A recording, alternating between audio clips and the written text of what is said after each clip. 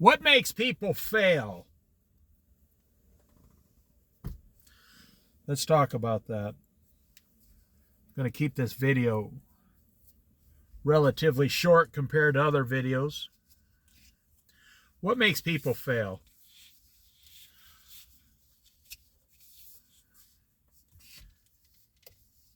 People who do not know their station in life.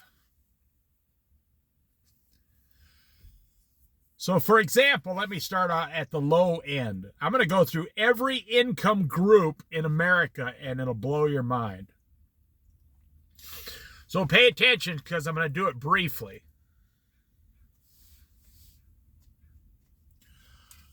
A busboy with $10,000 is a rich man.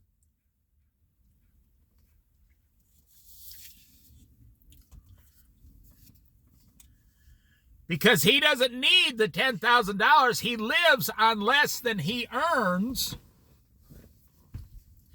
You know, busboy make a minimum wage, plus maybe, you know, the wait staff, the waitresses will kick him back, you know, $5 or $6 a day in tips.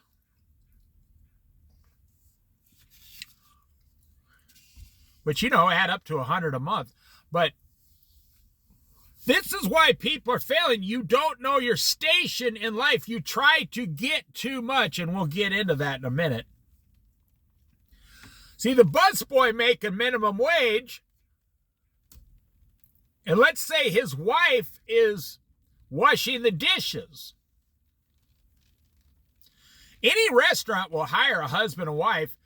The husband says, I want to be the busboy. Okay. And the wife says, I'll wash the dishes. And boom. You will be hired. You're both working 40 hours. You got the same days off. Minimum wage in Oregon, you'd each make $600 a week, so you'd bring home $500 a week each. That's $2,000 a month per person. Husband and wife, you get $4,000 a month. Knowing your station in life, your low position, which is good, that is to your advantage. You could save $800 a month minimum on $4,000 a month.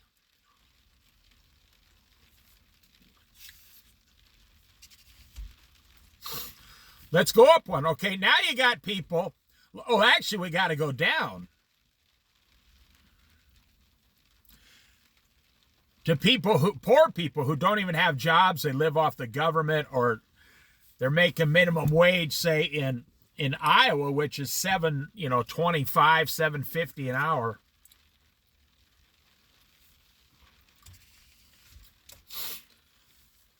And they're living, you know, they get welfare, they get food stamps, free health care. But even that group of people could save 10% of everything they get. That's what you don't understand. So how could they do that?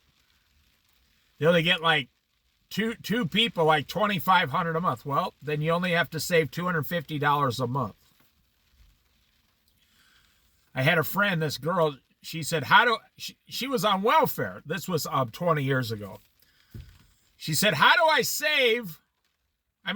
prepare for an emergency? I said, eat less. She's like, what do you mean? Take 5% of all your benefits, don't eat it, and buy emergency food with it, and over a year, you'll have like 2 months in emergency food in your house. She said, well, what good is that? I said, how much do you have now? None. She said, none. So in 1 year, you'll have 2 months worth. She said, oh. And she admitted, she says, I've never dealt with money. I've never had money. Well, today, that same girl has a $25 an hour job, zero government help, and she has about $50,000 in the bank. And she just rents an apartment. And she's got a really nice car. And she's got like a $300 a month car payment, which I tell her not to do, but it is a nice car. And she's doing fantastic. And she saves money every month.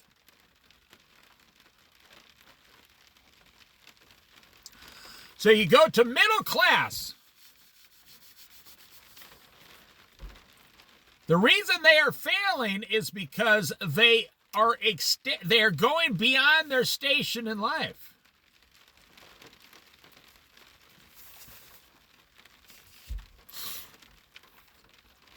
The middle class in America, they want everything that the middle class in America had in the 1950s, 1960s, 1970s, and 80s. Then things started getting screwed up in our country around 1985, 1986, and up forward. Things have been screwed up ever since. But today in 2025, 26, 27, 28, 29, 30, you want all the things that they had back then for less money.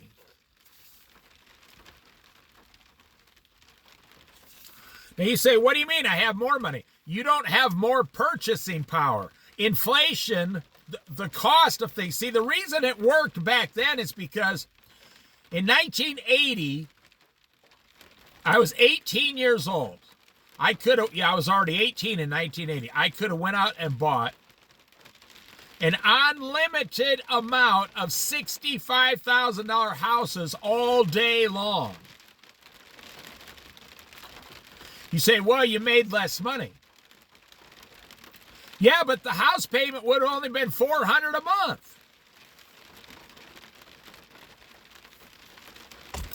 Those same houses today are $430,000.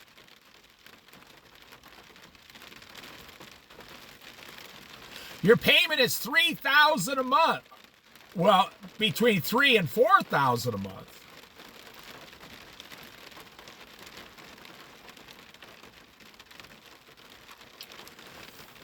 You know, Americans have forgot the word sacrifice. Sacrifice equals success.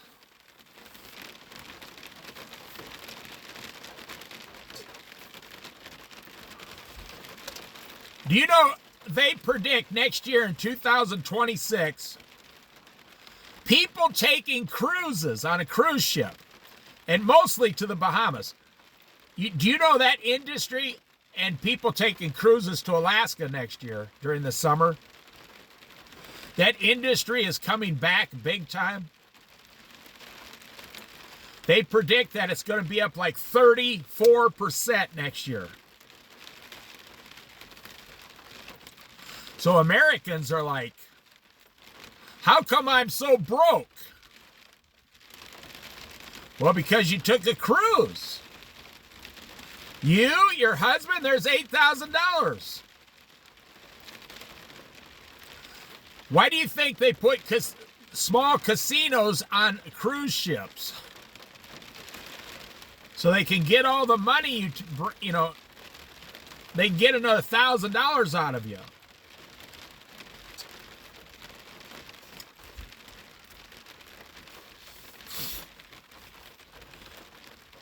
You say, well, what am I supposed to do? Not take the cruise? Yes. If you want to save $8,000, don't go on the cruise. Which one? Which one is more important to you? Now we go to upper middle class, people making over $100,000 a year. They got the same problem. They don't know their position in life, their station. They overextend. their lives.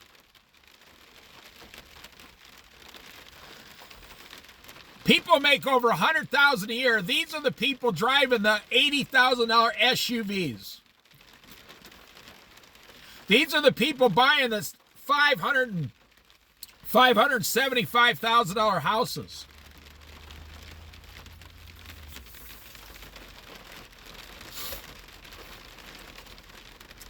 These are the people taking trips to Europe. Okay, now, you see, you could save all that money and pay cash for everything. The main problem in America is credit is too easy to get.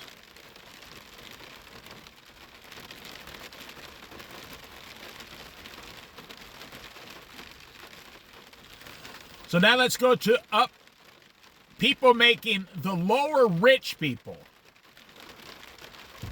Now, I didn't say wealthy. I said the lower rich. So this is about $150,000 to $200,000. They're no different. They are no different than the middle class and the upper middle class. They're no different. These are the people buying the $100,000 trucks, the $650,000 to $800,000 houses. These are usually professionals like dentists, doctors, lawyers, people who have gone to school for 12, college for 8 years after school. They keep going. These are nurses working 80 hours a week, which that is not sustainable. So, or people who own, not small businesses, because I don't know a lot of small businesses making $200,000, $150,000, $200,000 a year now. These are people who get $200,000 a year, but they got to pay $50,000 in taxes, and they buy too much crap. They don't know their station in life. So they got an expensive car payment. They got an expensive truck payment. They got a third car payment. They're sending their kids to private school. They're trying to save for their retirement. They're trying to save for college funds. They want to pay for their kids' college. They're trying to pay off a $780,000 house. Their payments are like $6,000 a month on the house. That's 50% of their take-home income.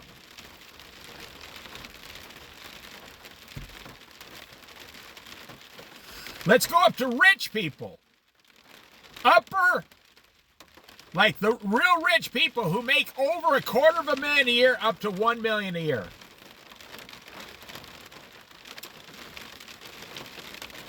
Now, those people, they've figured out how to get so much money.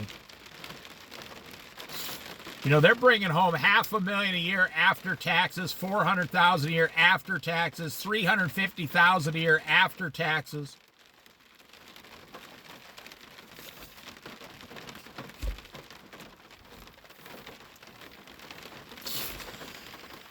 And they own all the toys. They own the $900,000 house. They own everything. And they still have an extra $100,000 a year to invest and save.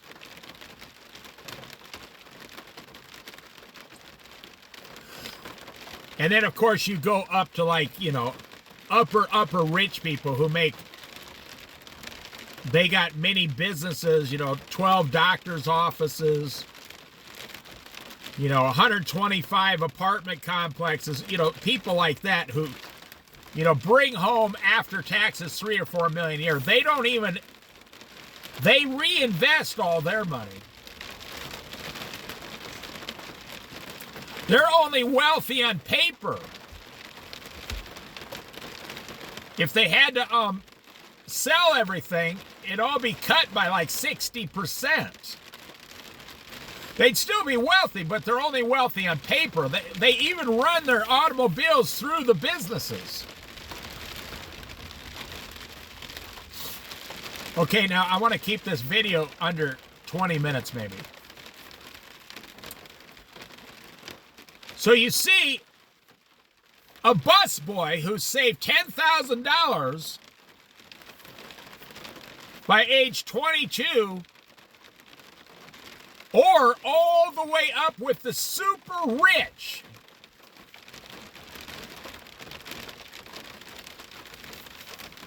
Those are the two best groups in America.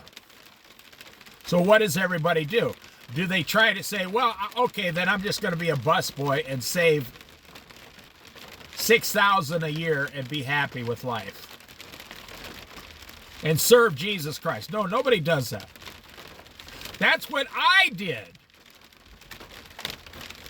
Maybe 5% of people did what I did, go down in stature.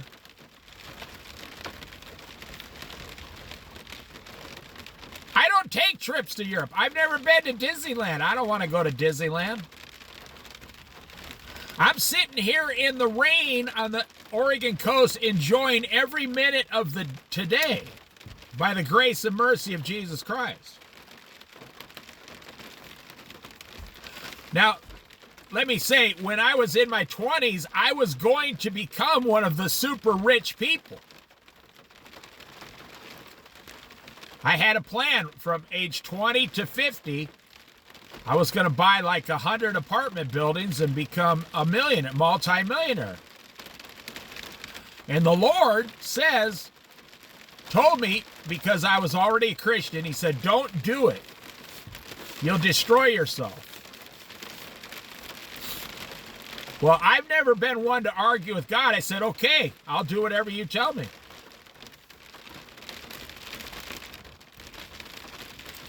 I'm one of those rare people left that believe 100% of what the Bible says. And when the Lord talks to me, I believe everything he tells me instantly.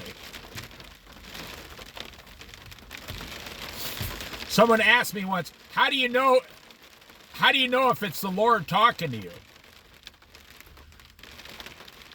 I said, well, you get used to his voice. The Holy Spirit inside of you. You get used to how the Lord talks to you and what he's saying. I've been listening to the Lord from age 10 until 63. So 53 years I've heard this voice. I know the voice. And I know when the enemy comes with a counterfeit offer, it's not the Lord's voice, so I don't listen. But let's get back to this, the riches. So what do most people do in America? Why are most people failing? The average income is like $80,000 household income. That's two people. It's like, for a household income, it's like $85,000. That's before taxes or anything. You know, the government likes to tell you, wow, you made $87,000 last year, you know, Bob and Susie, you're doing fantastic. And Bob and Susie are going, really? It don't seem like that. We're $500,000 in debt.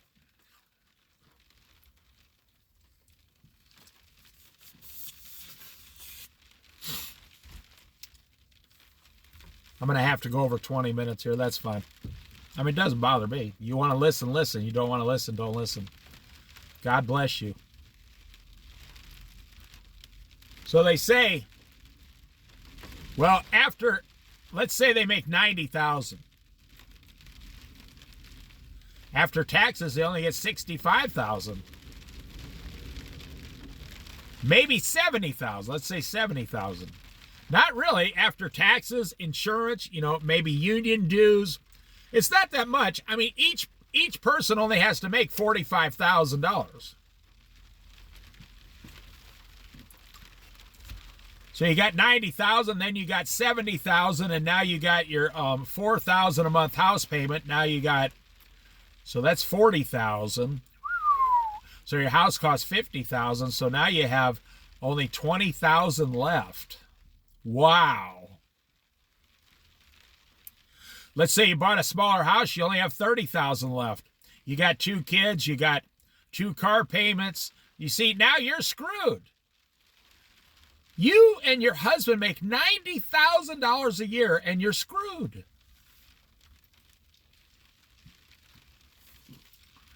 Now, 10 years ago, you weren't screwed. You could have made $90,000 10 years ago just working 40, 50 hours a week, you and your husband. I mean, I know nurses who make $90,000 by themselves. And they're struggling because they got divorced. They got 2 kids at the house. They have to drive 1 hour away to the hospital where they work. They put in a 12-hour shift. They got 2 teenage kids at home. If you have to drive like that, you have to have a newer car. Now they got a $600 a month car payment. They have to have a 3-bedroom apartment, which is about $1,800 a month. A nurse can go out and make $90,000, and after taxes and insurance and union and all this stuff or whatever they got going on, and 2 car payments, a big apartment payment or monthly rental, you're done. You're screwed. That's what I'm saying. So the busboy who works 40 hours a week and saves, $7,000 a year. Let me tell you a story. I think I'll turn this into a long video. Might as well. Let me tell you a story. I know a guy came from the Philippines. I used to tease him all the time and say he was my Chinese friend. He go, no, not Chinese, Filipino. At first, he thought that I didn't really understand how I've never seen a map of the world.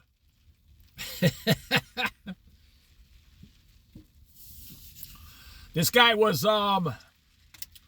when he came to America, he was 50 years old.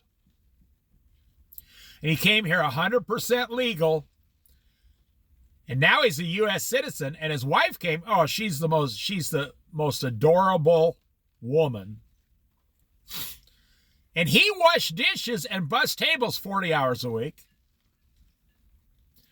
And she worked as a housekeeper 45 hours a week. And if you ever seen young Filipino girls, they're the most, they are just stunningly beautiful from like age 15 to 30 years old. They're just some of the most beautiful women that God has created on planet Earth. They don't wear makeup really. Well, back then they never. It's because of the food they eat. This guy, I was the manager at this restaurant. This guy would not bring home American food. No, he said, no, we eat Filipino food, And their skin was just amazing. So anyways, this guy, he said, I'm going to get the American Social Security system.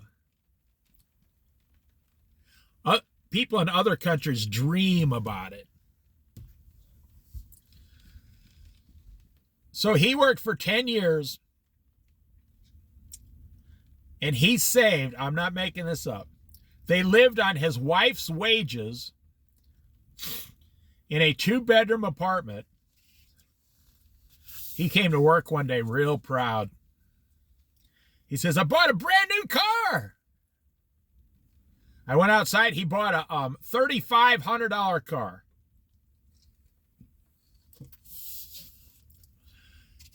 It was like one of those K cars, but it wasn't a K car. But this car was in mint condition and only had 45,000 miles on it. I was actually jealous. I said, whoa, I want this car.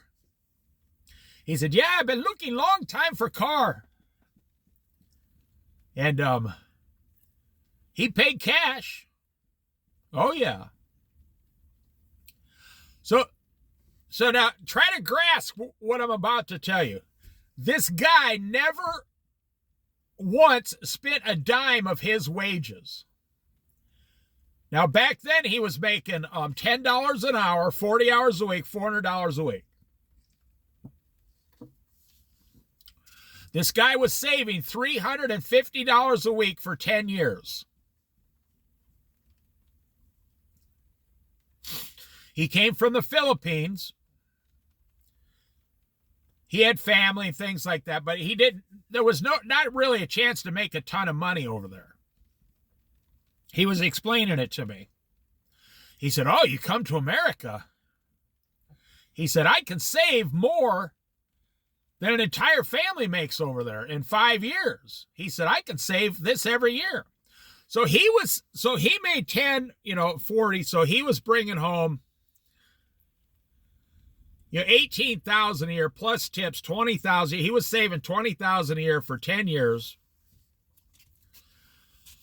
And back then, he could get like 3 or 4% interest.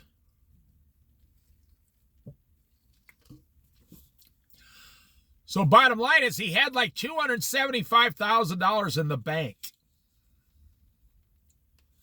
as a dishwasher / busboy.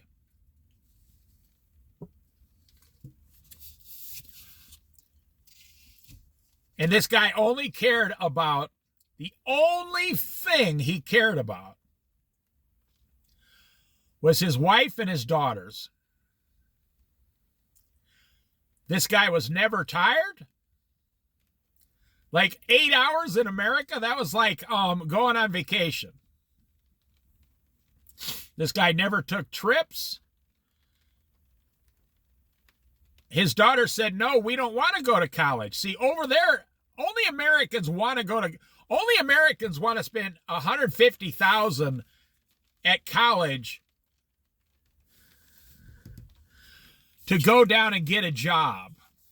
That doesn't even make sense, does it? So, I mean, if someone called you on the phone at 18 years old and says, "I can get you a good job," and you're like, "Oh, what is it?" Well, first you just got to go to college for 4 years. The courses are $200,000, but we'll pay for most of it. And then when you get out, you pay us back, $60,000. And then we'll get you a job. What are you talking about?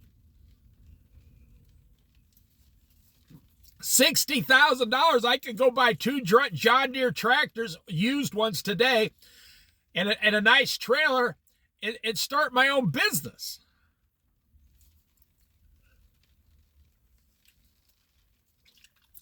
$60,000, I could buy a dump truck and go around and haul people's junk to the dump, the landfill every day, and make $50,000 a year starting right now, today.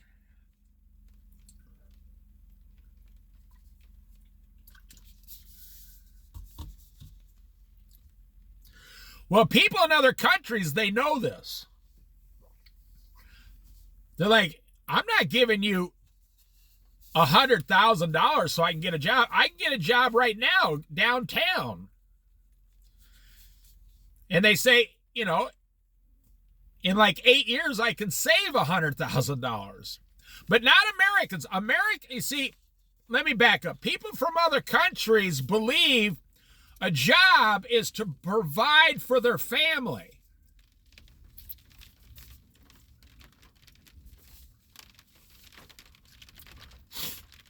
So when you come to America and they say, "We can survive on 50% of what we get paid and we can save 50%, that's why everybody wants to come to America. Everybody complains about Joe Biden. Everybody complains about Barack Obama, George Bush. Everybody complains about Bill Clinton. You're probably too young to remember that. Everybody was complaining about Jimmy Carter. Everybody's complaining about Donald Trump. In other countries, The government is walking around with machine guns even today. You go to France. Go over to France. Go to Norway. The police have automatic weapons.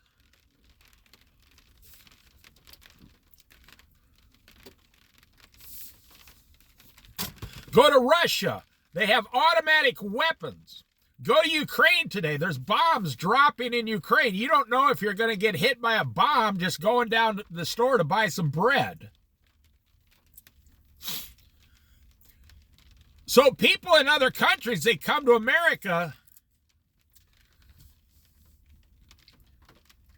and you're told, husband and wife, you could, the two of you. Now, there's a lot of image. I just met a guy this morning. I'll tell you the story. I just met him this morning. I stopped in to buy like an orange juice, and he was there getting a coffee at a convenience store. I said, good morning. And this guy was Mexican. He was about 55 years old. This guy was solid steel muscle. And he goes, yep, I work at a farm about an hour and a half away from here. So he's talking about somewhere over in Eugene, Oregon.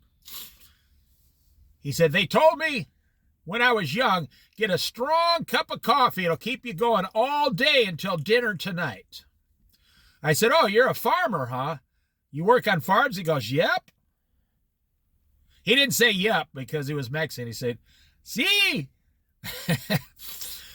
He spoke great English. He's been here his whole life. So I think he was an American citizen.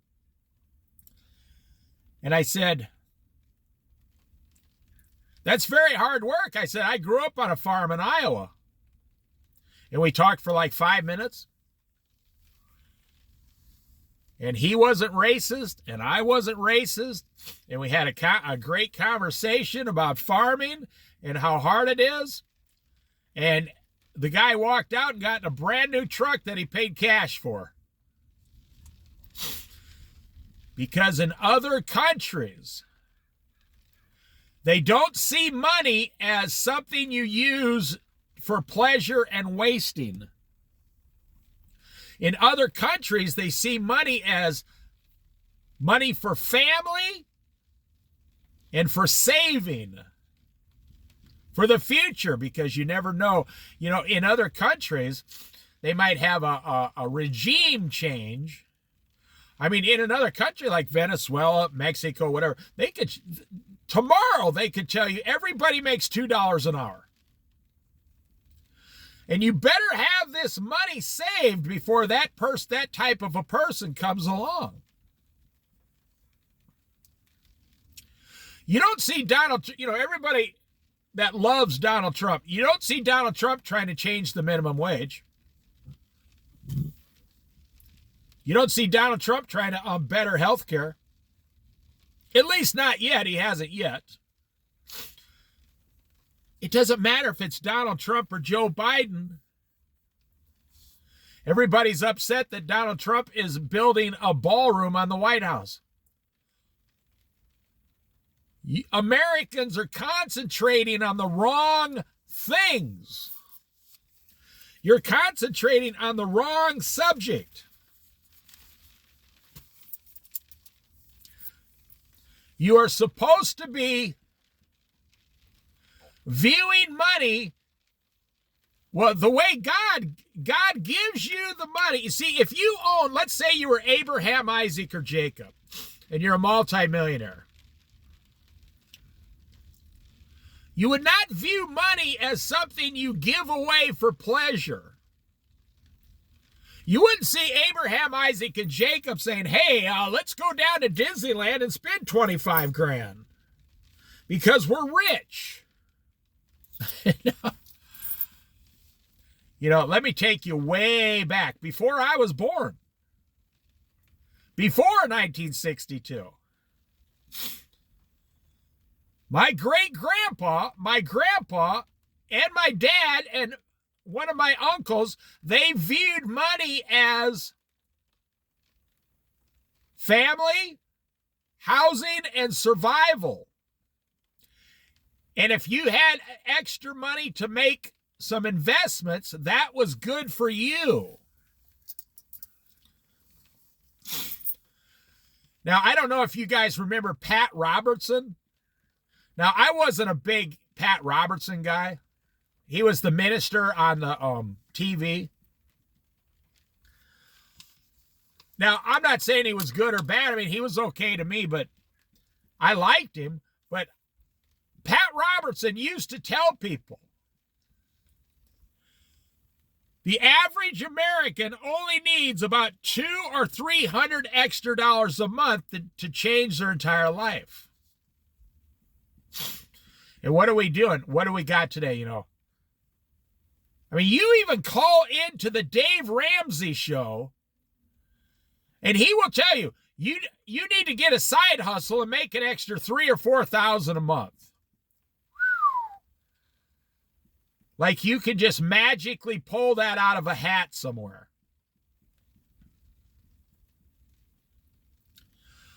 No, the same principles still apply. Anyone. Well, I had a friend here who, let's say he used to live on like $2,000 a month 15 years ago. He would live on like $3,000 a month 15 years ago. Today, I'm not going to tell you who it is or what his situation is. Today, he lives on $800 a month. My friend, I'll just make the point. My friend realized instead of increasing your wages and then increasing your expenditures, make more money and spend more money. That what I told this guy about 10, 12 years ago. That's the game for suckers. Keep the wages you got and decrease your spending. Then follow Jesus and everything else will fall into place.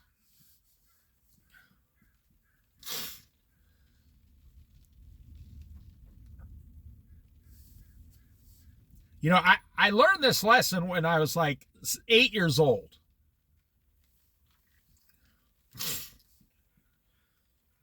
I would get like $3 for my birthday. Well, I would take two of those dollars. I had a little wooden box that, and I had a secret hiding place. You know, I was 8 years old, 12 years old, 14 years old. And I would take two of the dollars. I'd take $1 out. I wouldn't spend two and then save one. I would save two and take one out because back then we had a penny candy store. You could literally get 100 pieces of candy for $1 in 1969, 1970. Well, that guy retired and sold it to some drugstore pharmacy, you know, and then all the candy went to like a nickel each. But still, you could get 20 pieces of candy or 30 pieces of candy for $1. So I would save $2, you know, and then I would do something. Then my allowance would come along. And I would get like $2 a week. So then I would take. It was funny. I used to tell my mom, I'd say, I want you to pay me in quarters, my allowance. She said, what? I don't have quarters on me like that all the time. Just take the two $1 bills. I said, no. I said, you go to the bank or whatever, save your quarters. I want 8 quarters a week. Because I was going to save $1.50 and only spend 50 cents. And she would just roll her eyes and shake her head. But she paid me in quarters for a couple years. And then she increased my allowance so she wouldn't have to pay me in quarters anymore. True story. She said, I'll just give you $3 a week. She said, I'm not sure how you got me to do that, but you're a very smart kid. Instead of saying, I need more money because you know yourself. You don't have discipline. You're going to go spend more money. You've been doing it your whole life. You waste every dime as fast as you get it. That's the average American. That's what Americans do. There's so much temptation in America. You know, I told my wife recently we was driving across town at 8 o'clock in the morning. We've been married 41 years. I said, you know, it's only by the grace of God that we don't do what other people do. I said, here it is, 8 o'clock in the morning. And I'm pointing, I said, I can go into that store and buy junk food. I can go into that store over there and buy wine or beer and be wasted within the next 30 minutes. I can drive down the road and go to that casino and lose all our money in one day. I can go over to this store, to the liquor store, and get some hard liquor, because in Oregon, they don't sell hard liquor in grocery stores. You got to have a liquor store. That is state. You got to pay a certain tax to the state. I can go over to this store here and get some hard liquor and be wasted in 20 minutes.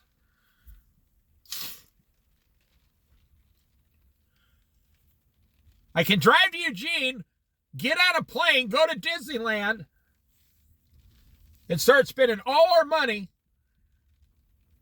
10 days later, you know, a substantial amount of money will be gone and never come back.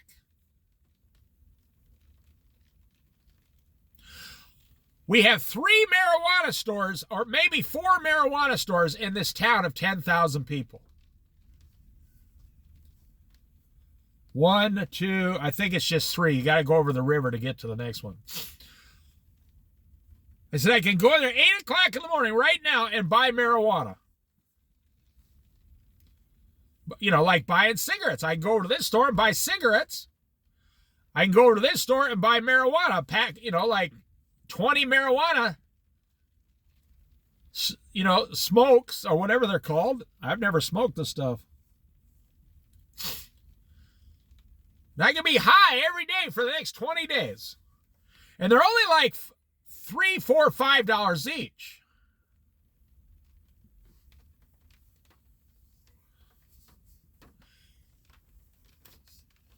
You have Disneyland.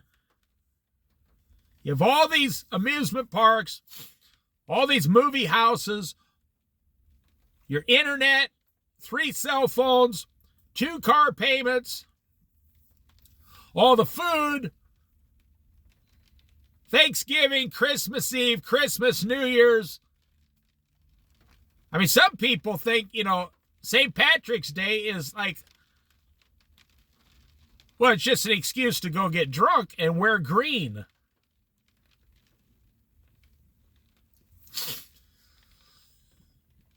Valentine's Day, if a guy doesn't spend $300 on Valentine's stuff, you might as well not even go home anymore. I am so blessed that God found my wife. God found my wife. I didn't find my wife. God found her. I prayed for a wife, and God gave her the one. You know, that's what it is.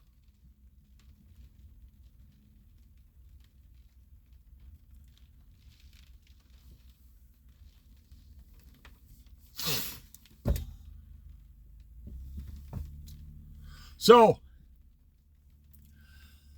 I used to sell flowers on the corner back in Colorado on Valentine's Day, Mother's Day, and Thanksgiving. 3 times a year. It was just a way to make an extra couple $100 in 2 days. Well, this was 25 years ago. That was good money. And the guy gave me all the flowers that were left I could take home to my wife. So, you know, I always told my wife, I told her this when I met her, which doesn't sound too romantic, but she looked at me and said, wow, I'm going to marry a smart guy. I said, listen, it's Valentine's Day coming up. The roses or $60 on the 14th. She goes, yeah. I said, so I'm going to buy you some roses tomorrow on the 15th for $10. I said, and that's your money. So you get the roses plus you get the $50. And my wife said to me, this is why I hit the jackpot. She said, actually, I don't like roses. They're not my favorite flower. She said, I like them, but they're not my favorite. She said, if you want to buy my favorite. I said, what's your favorite? She goes, the carnations, the colored carnations they dip into the dye. She said, I like those. They're only $3. She said, those are my favorite flowers. I said, no way. You're telling me I only have to spend $3? I can go get those right now. So about 4 times a year, doesn't matter what the holiday is, I bring home. Today you can buy a whole thing of carnations for like $8.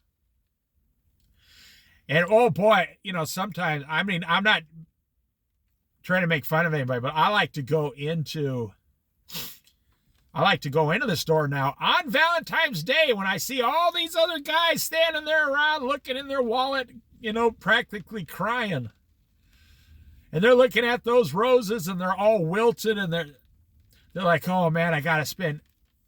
You know, you go to a flower shop now, you'll drop $100 on a really nice, high quality dozen roses in today's society. And I walk in, I remember once I walked past this guy, I picked up a $5 bunch of carnations on Valentine's Day. Oh man, I thought the guy was going to punch me in the face.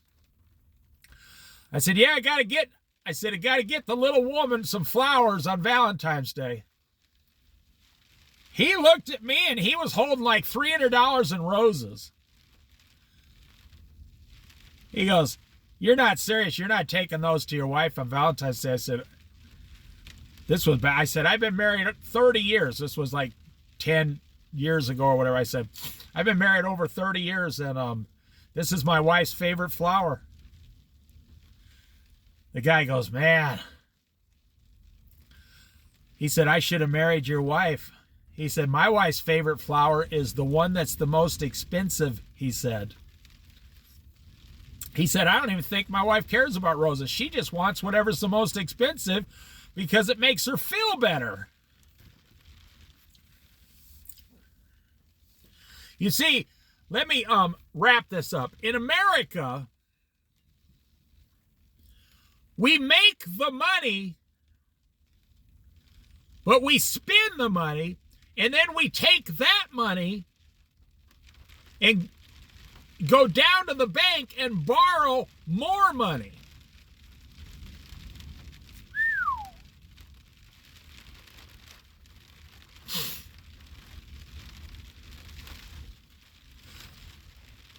And that's why most people are failing. And I just proved you a busboy today saving $5,000 to $10,000 a year, whether he's living with his mother or whether he's living with his wife, they just live on less in a 1-bedroom apartment, is better off than a middle-class American who can't save $2,000 a year at $90,000 a year.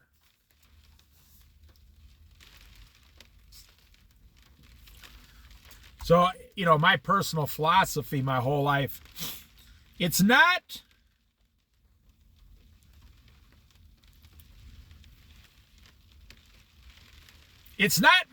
make more money, no. It's what did Jesus say to the soldiers? And the soldiers came and said, Lord, what the soldiers, these Roman soldiers, walked up to Jesus. They knew he was the Son of God. They said, Lord, what must we do? Well, they were saying it like they were already believers. They became believers. They believed he was the Son of God. So he told them, he knew they were already saved. That's just my personal opinion. Like when Peter said, then wash all of me, Lord, when Jesus tried to wash his feet. He said, no, you've already been washed. I just need to wash your feet. That's also my proof that once saved, always saved. You don't lose your salvation. You might sin once in a while after you're saved, and you need your feet washed by the Lord. But you don't lose your eternal salvation once you become a believer, no. But that's a side subject. The soldiers asked Jesus, what must we do? And Jesus said, stop taking bribes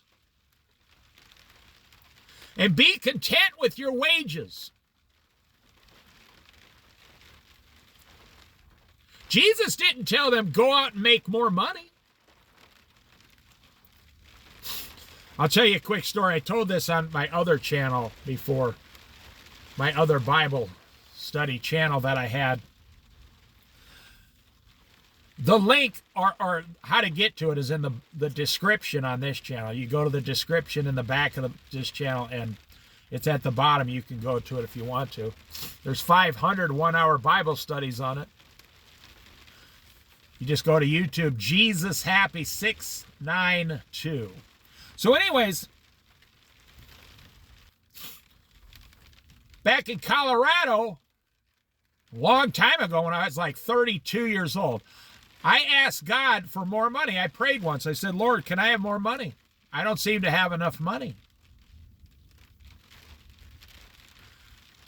And Jesus told me, okay, I'll give you more money. You know, your prayer has been granted. I'll give it to you. Over the next year, our income was cut in half by 50%.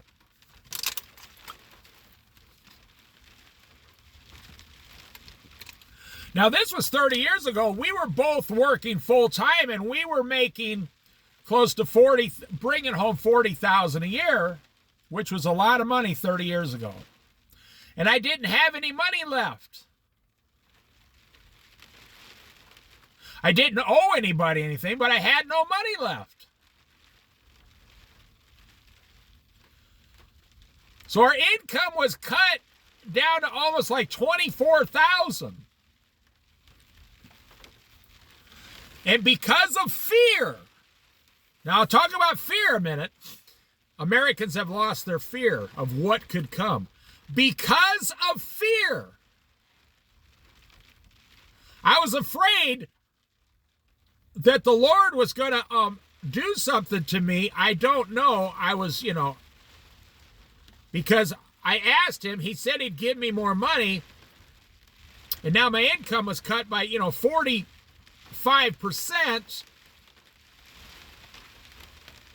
I can't remember. I think it was during some economic hard times and people were just laying off. I know that my hours went way down, and so what happened was I started saving money out of fear. And we were we weren't living on much. It didn't cost much to live back then. So in about a year, I saved $3,000. And I've really never done that before. And so after about a year, I pray every day, but I said to the Lord, he said, go ahead, ask me what's on your mind. He already knows. I said, well, Lord, I'm very thankful, but you said you were going to give me more money. And I'm just curious, because now I'm making less money. And the Lord smiled and said to me, last year, how much money did you have saved? I said, $0. He said, today, how much money do you have saved? I said, $3,000. Now, this was 30 years ago. I said, $3,000. He said, you have more money, don't you? And it just blew my 30-year-old mind right out of the water. I was like, wow. I did not put that together. I said, I had less money, but now I have more money. He said, because of fear, you started having discipline. And I realized, wow, how blessed am I? Because back then you could buy a really nice car for $500. The rent on our apartment was $350. And I was like, wow.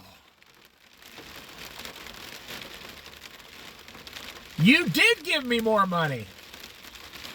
And the Lord smiled and said, yes.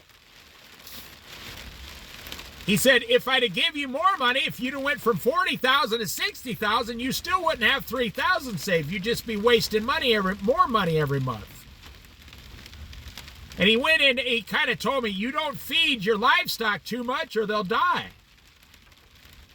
So he trained me. The Lord trained me. It's not how much you make. It's what you do with what you got. It's like the soldiers. Be content with the wages you already have. What did the Lord tell Levi, the tax collector? He said, come to my house. Or he said, I'm coming to your house, Levi. Go ahead and prepare for me. You know, because when the Lord comes to the house, 50 or 100 other people come to your house. Now, people wouldn't normally go to Levi's house because he was a tax collector and he was a thief and he would overcharge tax on people and people didn't like him. But Jesus was going to use this man, and Jesus told him, he went to his house, and then Levi stood up in the middle of the party and became a believer. He said, if there's anyone I've ever harmed, I'll pay you back double or triple it with double, up to 50% of my income. He says, because of the Lord came to my house, I'm changing today. Now, he went to be a tax collector, still probably, but he charged people the right amount. He never stole from anyone again, and he gave away all that stuff he got extra. And the Lord Jesus said, I tell you the truth, today salvation has come to this man's house. Levi realized right then, it's better to be content with my wages, be honest and frugal, and have eternal salvation than it is to have all this money and all the toys and all the... Now I'm going to end this video here. That's why Americans are failing. When your income increases, every year or every couple years, you also increase your spending. Now, you might argue, well, inflation goes up. No, I could come to any one of your houses right now and cut back your spending 25% within a year, make you 50% debt-free, and you could be saving 25% of your income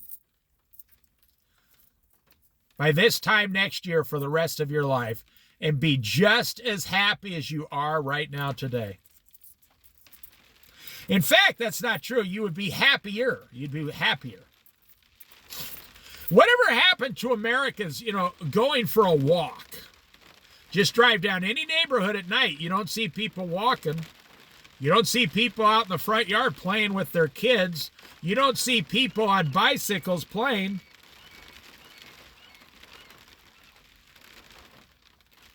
I mean, riding bikes around their neighborhood. You don't see families walking around. Not like you used to in the 50s, 60s, and 70s and 80s. Not at all.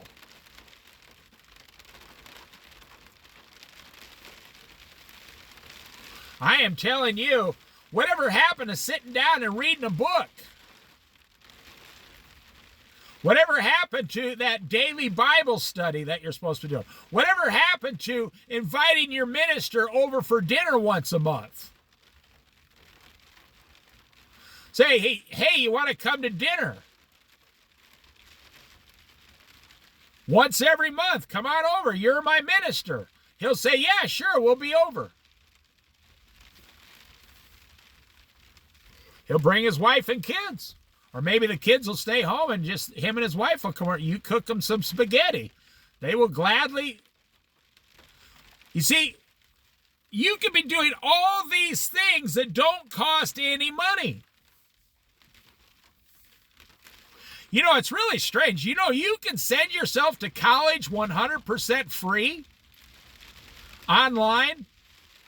You know, they have courses online today. They'll give you a free 2-year Bible degree online for free. You know, you can go to mechanics college online for free. You can take accounting classes online for free. Any course. They have colleges now that say, and I'm talking about elite, pristine colleges, they say, we're putting all our courses online for free. Because of the internet, you can get a degree for free at night instead of watching TV. You know, you can go online and in 6 months, you can learn everything about investing money that other people that you have to pay. You know, in like 3 months, you can become a tax preparer in 3 months online for free.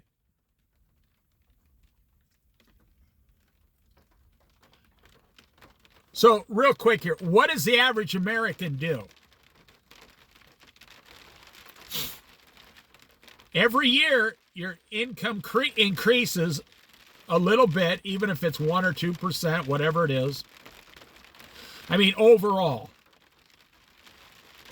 Well, during the first Donald Trump administration, you know, so this is like 6 years ago, 7 years ago, he was bragging that the average American was now bringing home like $68,000 per household. Well, then it increased during Joe Biden, and now during the first year of Donald Trump, people are bringing home, the average household is like $78,000. In 6 years, your income has gone up $10,000. Now, I understand inflation has gone up also, but if you cut back and remain 100% debt-free, you know, I tell people, you know, you bought a brand new car. They say, yeah, you know, $70,000. Say, do you know, you could have bought 3 mint condition classic cars. And they say, no, I couldn't have because I don't have the cash. I'm making payments on this car. I'm saying, but in 4 years from now, you could turn everything around and pay cash for your next car. You see, when you're taking a loan, you're not really concerned about the price. You know, on a side note, you know, I see people go to Walmart and they go to pay on their phone with, I mean, I'm not that good at technology. They go, I mean, I can push a few buttons and make things happen, but that's about it. But they go to pay on some app, like this Cash app, where they go ding, and on their phone, I've seen it. I've had a couple young people show me. And it comes up and says, do you want to pay the full amount now, or do you want to put this purchase on payments? And I saw someone buy something for $4. $4. Young people don't have cash. So for $4, and they didn't have $4 in their bank account thing. They did not have $4. In the greatest country in the history of the world, they did not, you know, this 25-year-old young man did not have $4 to his name. He got in a car payment and drove all the way across town. He drove all the way to the Walmart. He bought this $4 item that he really didn't need. It was like some kind of junk food, a big bag of chips or something. And he goes up to the register and he pushes forward this to payments. And so he said he has 30 days to pay it off. Or after 30 days, they'd start charging him 10% interest. Because I asked him, how does that work? That's how I find stuff out. I'm an old guy. I ask questions. Oh, my goodness gracious, America. If you are financing $4, so eventually this kid, he won't pay it off, and he'll pay $6.50 for that in the next 5 months. And that's how they make their money. And that is how you lose your money. Now, the thing is, I hear a lot of young people say, well, baby boomers had it so much easier. That's not really true. We didn't have the ability to charge anything. I didn't have a credit card till I was 40 years old. You couldn't get a credit card in the 50s and 60s and 70s. Not really, not unless you had something through your bank. There weren't a lot of credit card companies around anyway. And then in the 1980s, the average working, schmug could get a credit card. And then in the 90s, they were giving American Express cards to anybody. And it all went downhill after that. And the banks, the world banks, realized, hey, we could make hundreds of millions of dollars here. And now the world banks today in 2025, they say, hey, we could make hundreds of billions of dollars here if you combine all of them together. And that is, so whatever the economy is, the banks siphon off, $300 billion a year in profit from the people of the world. But you don't have to be one of those people. Remember this lesson. The busboy, who's married to a nice young girl who's a dishwasher,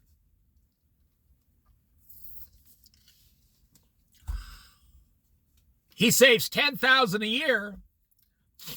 Remember the lesson of my Filipino friend.